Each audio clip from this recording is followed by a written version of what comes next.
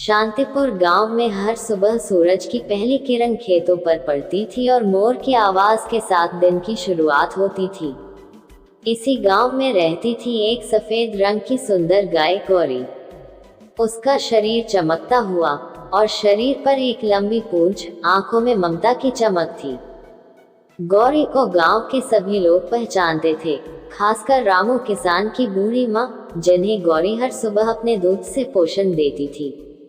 रामू किसान एक ईमानदार और गरीब किसान था, जिसने कभी गौरी को खरीदने का सपना भी नहीं देखा था।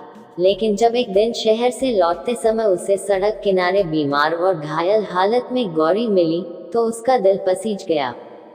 माँ, ये गाय अब हमारी है, रामू ने कहा था जब वह गौरी को बैलगाड़ी में लादकर घर लाया था।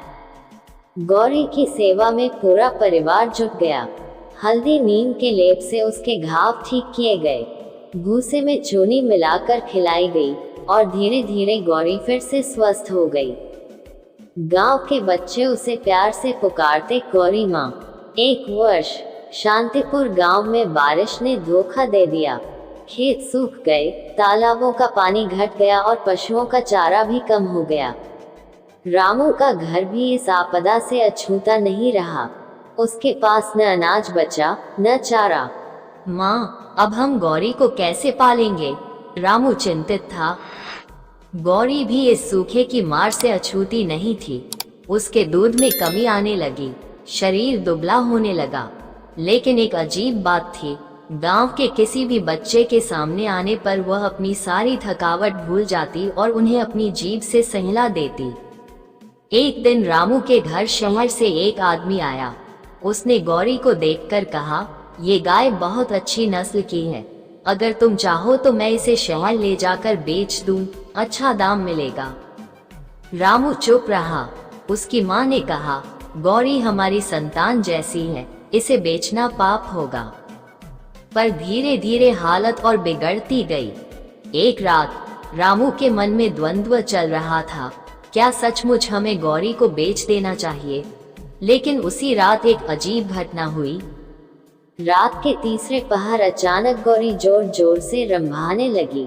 रामू दौड़कर बाहर आया, देखा तो गौरी गांव की ओर भाग रही थी। रामू भी उसके पीछे भागा। गांव के कुएं के पास एक बच्चा गिरा पड़ा था। गहरी रात में खेलते हुए वह कुएं के पास फिसल गया था। अगर गौरी समय पर न जाती तो उसकी जान जा सकती थी। इस घटना के बाद पूरा गांव गौरी के प्रति और भावुक हो गया। प्रधान जी ने घोषणा की, आज से गौरी हमारी गांव की सांस्कृतिक पहचान है, हम सब मिलकर इसका ध्यान रखेंगे। अब गांव के बच्चे, महिलाएं और युवक चारा लाते, पानी भरते और गौरी की सेवा करते। धीरे धीरे सूखा भी खत्म हुआ, बारिश आए और खेत फिर से लहराने लगे। गौरी अब गांव की मां बन चुकी थी। उसकी सेवा ने पूरे गांव को एकजुट कर दिया था।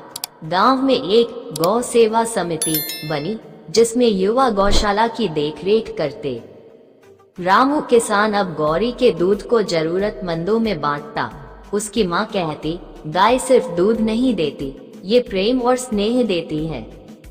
एक बार शहर से एक पत्रकार आया, जिसने गौरी की कहानी सुनी और एक लेख लिखा, गांव की गाय, जिसने इंसानियत को फिर से जीवित किया। इस लेख ने शहरवासियों को भी प्रेरित किया। कई लोगों ने अपने मोहल्लों में बेसहारा जानवरों के लिए सेवा केंद्र खोले। समय बीतता गया। गौरी अब बूढ़ी हो चुकी थी। एक ठंडी सुबह वह खेत में गई और वहीं चुपचाप बैठ गई। जब रामू पहुंचा तो उसने देखा कि गौरी अब इस दुनिया में नहीं रही। गांव के सभी लोग इकट्ठा हुए, बच्चों से लेकर बुजुर्ग तक सबकी आंखों में आंसू थे।